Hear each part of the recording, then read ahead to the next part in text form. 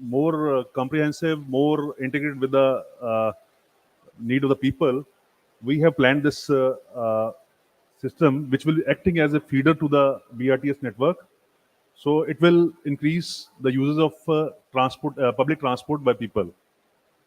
No doubt, the pollution levels, they are very high. We want to change the diesel-operated autos into uh, electric auto rickshaws, and traffic congestion naturally it will ease out the congestion. Next.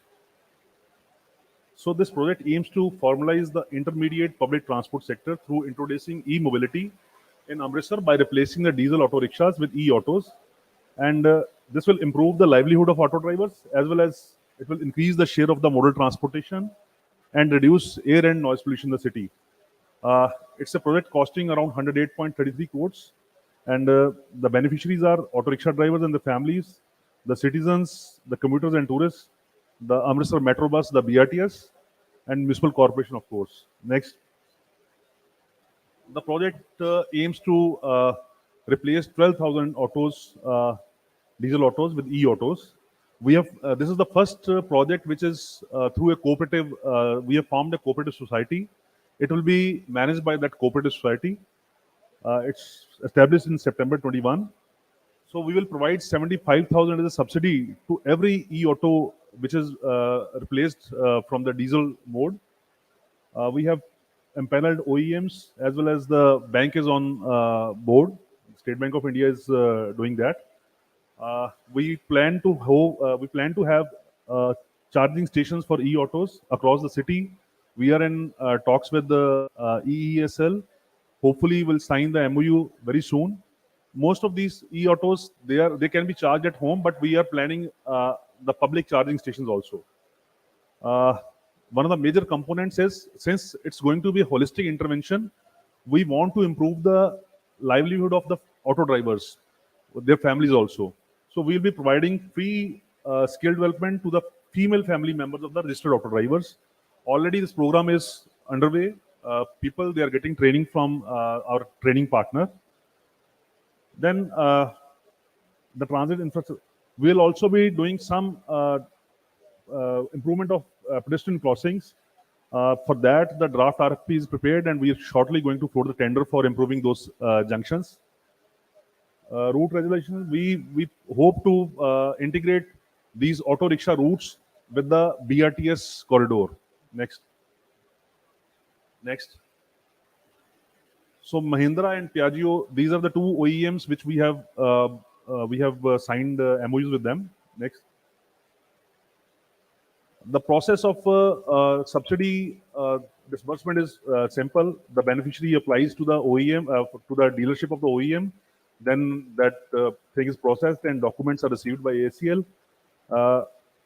Then the loan is when the loan is availed. If he wants to avail the loan, then as a first step, 15,000 amount is disbursed to the beneficiary straight away through DBTL, and then 60,000 balance amount of subsidy that is transferred to the bank, and that keeps as a term deposit. And on the completion of the EMI schedule, this 60,000 is adjusted by the bank towards the payment of the loan. Next. Next.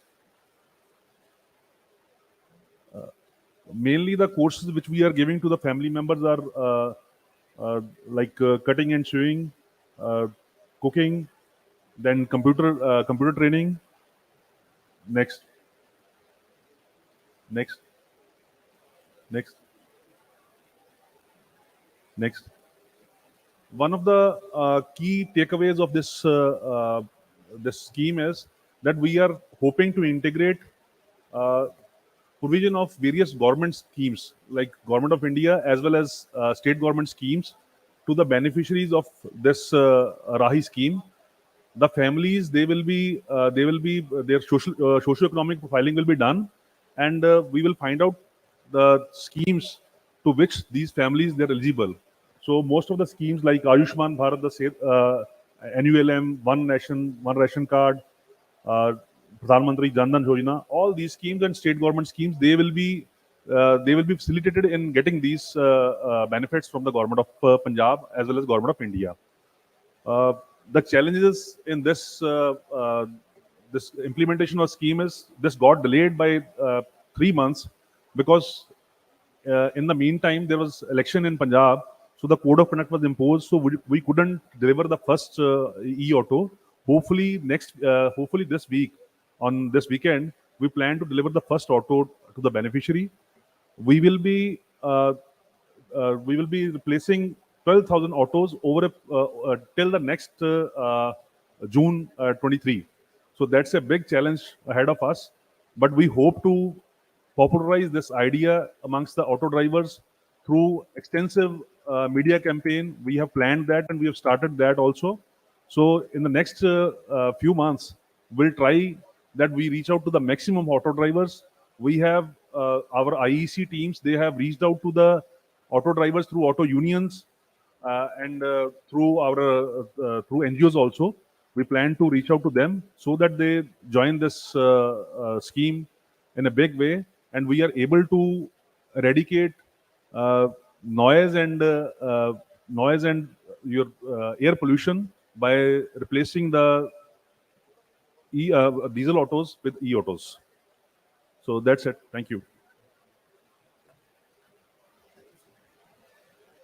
Thank you for that insightful presentation. It's really heartening to see that how you're able to converge itna number of programs and able to deliver across to the people. Thanks for that, sir. I'll next invite Dr. Vasudevan from Varanasi Smart City. He's Chief General Manager there, and he's going to share some insights about how innovation has helped his city tackle urban challenges. Is it working? Good afternoon, everybody. So I am from Varanasi.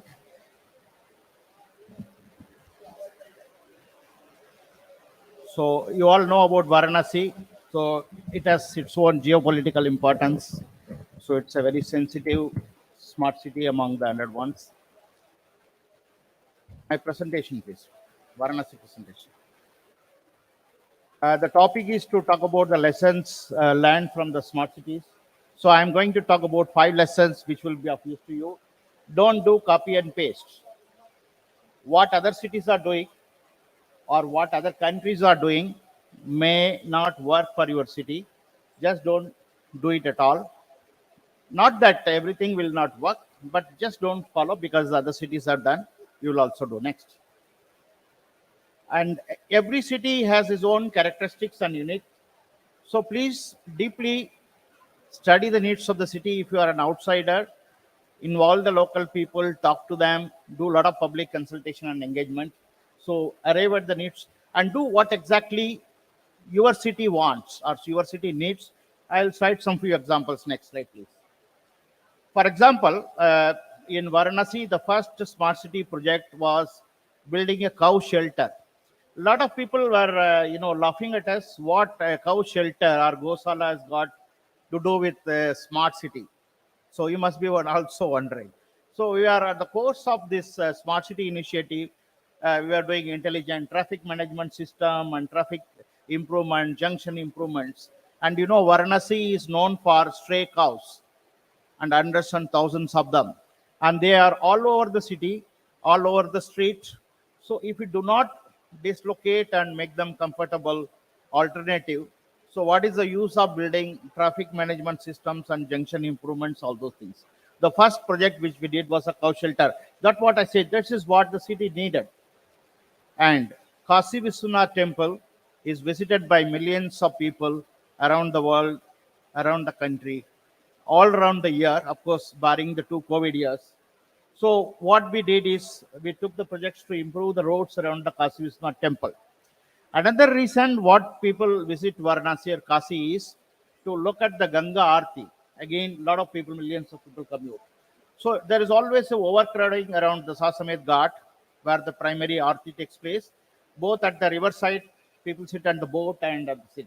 So what we did, in collaboration with the Ministry of Culture, we did a cultural upliftment project. Basically, we put large LED screens and we were live telecasting both the Ganga Aarti and Kashi Vishwanath Aarti is going on. So the people from any part of the city, at the railway station, at the key junctions, could see that those who didn't get sometime get an opportunity to go inside the temple because of the long queues, they should get benefited. Again, Kasi is known for very narrow lanes, congested, small gullies, some are even 2.5 feet wide. And those were only leading to the Kasi Vishwanath temple. So what we did, and those were constructed hundreds and thousands of years ago. People didn't have any map or network of what is a sewerage line and what is a water pipeline. So we dug up some 6 of them and completely regenerated, replaced the water supply sewage lines and paved them nicely and painted the things in a traditional way. I'll see some of the photographs. And the parking was another major problem of the city, and there were no place to construct a parking. So what we did, we dug up some of the largest available parkings, constructed the basement parking down below, and reinstated at a floor level the parks. Now we have rebuilt them very nicely and in a habitable way. And also, there are 84 ghats in Varanasi. They are very famous. That's a lifeline of the city. So none of they're all built several years ago by the Rajas and Maharajas. So we thought one of the unused ghats we redeveloped into what is called a Namo Ghat now, and absolutely an immersive experience with RO water, completely accessible, open air theater, children's play area, meditation park, and all those things. So next slide. This is the picture of the cow shelter which I talked about in the first project. What we did. Next slide, please. So these are the large LED screens. You see one of the screens in the multi-level parking. So the view from the Kashi Vishwanath temple is coming. The prominent places, these LED screens are the next, please. So according to the tradition of the city, we painted all over the city. This is also part of the smart city projects, trying to beautify, keeping with the culture and local heritage. Next. And this is another neglected area from railway station to the bus station. The portion below the flyover, totally neglected, occupied by street vendors and occupied by homeless people. Railway station and bus stations becomes a gateway for the city, and they were giving a very ugly sight. So we try to take it as a project, and it is now still under progress. In another month or so, we'll be inaugurating. So next, these are some of the pictures of the narrow lanes around the Kashi Vishwanath temple. We took under smart city and regenerated, nicely painted, keeping with the local tradition. Next. And similarly, we took some water bodies, and Kashi is again known for the kunds because they have a lot of religious and mythological importance. Those were in a very neglected state of affairs. So those were have been regenerated and nicely redone. So both in terms of water quality and built environment as well as the public amenities. Next. Parking I talked about. This is one of the parking at town hall. So we dug up the whole existing park and all those pictures. And the day we inaugurated this parking, the next day it was 100% occupied. And in Varanasi, all the projects are inaugurated by none other than the Honorable Prime Minister himself. And this is the view of the regenerated park area, very reinstated into very modern park with a lot of amenities. Next. This is a unique multi-level exclusive two-wheeler parking because this is very close to the temple. The two-wheelers are taken through a lift up and down in 3 or 4 floors. So this is one of the projects we did. Again, very successful and very useful and appreciated by the public. This is the new ghat I talked about. It used to be called Kidikya Ghat. Now we are going to be renaming it as a Namo Ghat. This is a modern facility. There is a floating CNG, filling station where the boats are being converted from diesel to CNG. Those come for refilling. This is again about to be opened for inauguration in a very shortly in a month's time. This is altogether a new experience of a ghat. Next. Use technology and use technology appropriately. Why I'm telling this, some of the smart cities I've seen, they overspend on technology. Some of the smart cities, when I come, they say our KCCC, this ICCC budget is 350 crores. I really don't understand. You don't need that much money, but do it very carefully. Use it to leverage and add value to the city's activities and city's needs. Just don't do just for the sake of technology. This is another lessons one should take away. And unless you have a sustainability mechanism, don't invest heavily on technology, but you won't be able to pay the internet bill, you won't be able to pay the electricity bill of some of the facilities if you do not create a sustainability mechanism. I'll talk about how we have done it in Varanasi. We use JS as a cutting edge technology across all innovations and all smart city initiatives that has really paid a very good incentives to us. Yesterday, yeah, yesterday we took the best COVID innovation award. It's basically the JIS and the KCCC we have to the best use of COVID management. Kasi Geo Hub is another unique initiative done by Varanasi. Both it has got a very good innovative, it's a open GIS data portal, and we are also have a lot of potential for revenue generation. IUDX, you might have seen it is somewhere in this hall itself. It is a Indian Urban Data Exchange. So we have participated. Few cities have participated. We are one of them.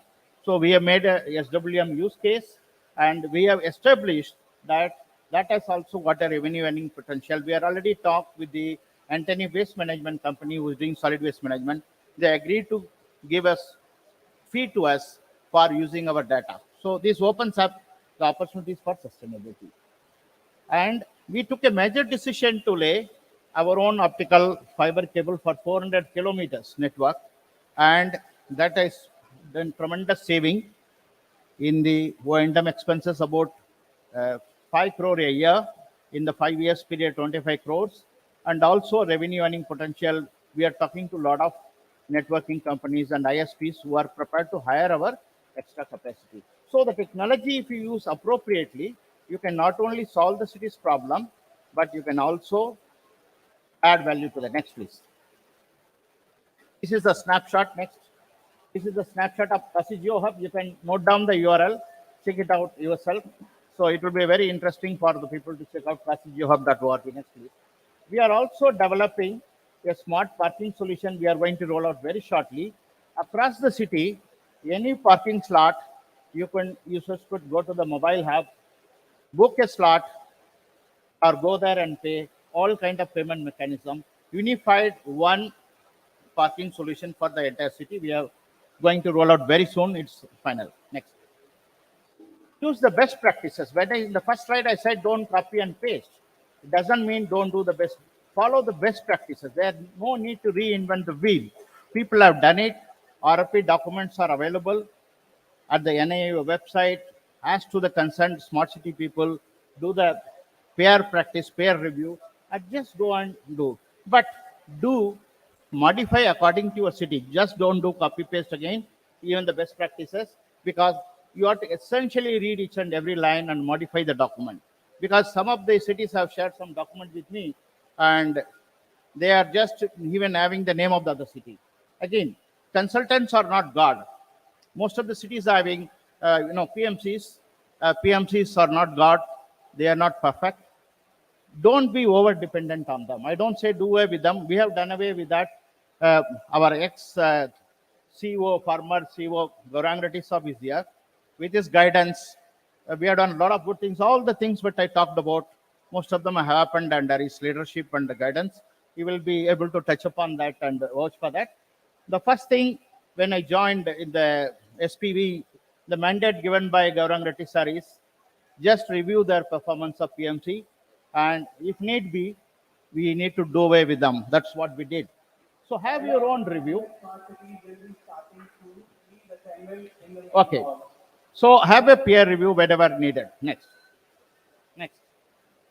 So what is the which we found with it? We have found many of the structures designed by the PMC were heavy, and we have reviewed and redesigned with a substantial savings in crores of rupees.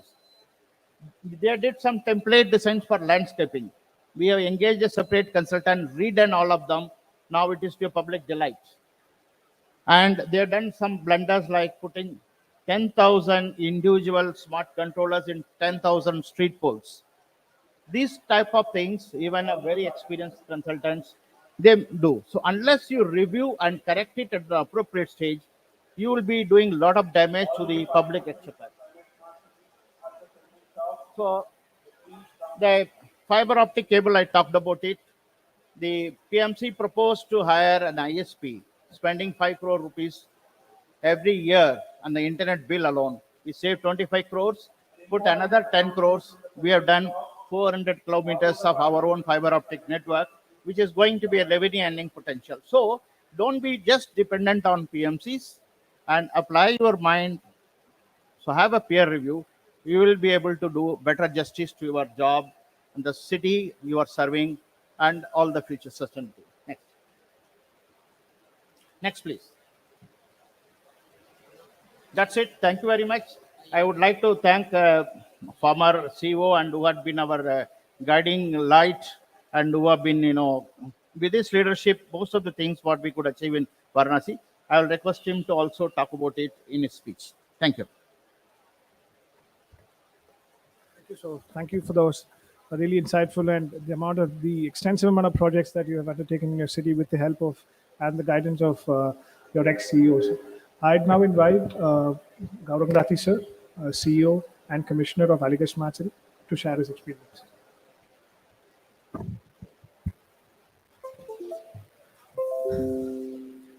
Good afternoon, friends.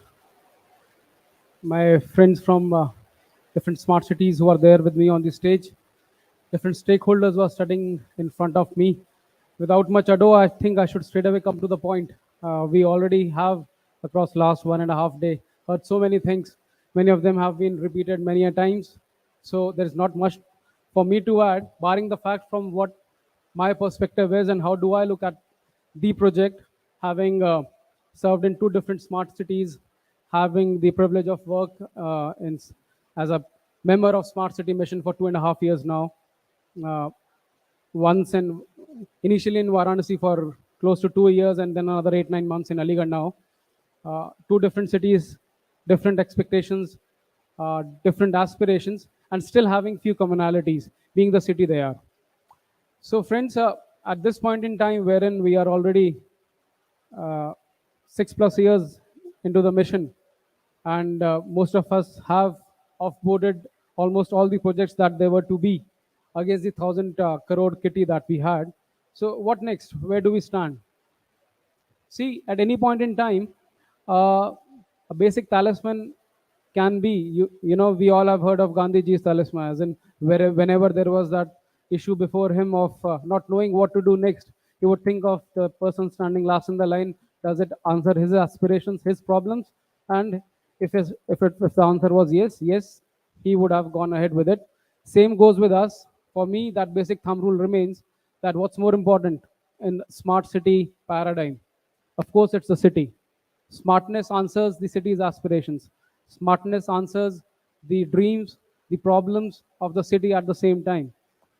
So if I'm to speak of Aligarh, if the biggest problem is drainage, so my project has to have answer for city's drainage problem for years to come, while at the same time it should also be aspirational, wherein it needs to answer a bludgeoning young populace which needs to have a center for recreation, for having their startups stationed, all encapsulated in a place like Aligarh Habitat Center that we are developing.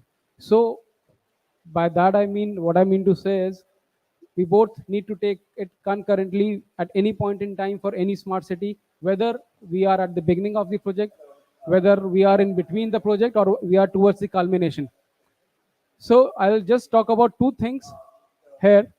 When I say that it's the city that matters,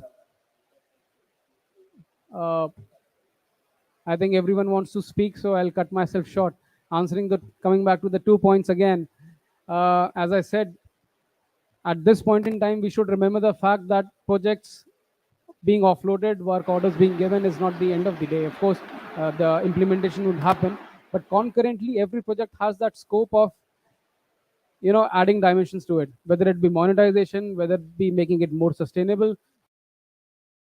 Features not relevant, adding features relevant, and that's for all the projects that I don't know how do you whether get it be it. junction improvements, road developments, drainage, water body rehabilitations. There are so many different projects happening, as one of my colleagues said just before me. Pick in the best, You need to know the person who to talk to. There are 100 cities, thousands of projects, each city on an average doing 30, 40 different projects, having minimum 30, 40% of them common. Pick on the best, take the best practices from this stage that was provided for 3 days, that has been provided for 3 days, replicate it, understand your ecology, replicate it.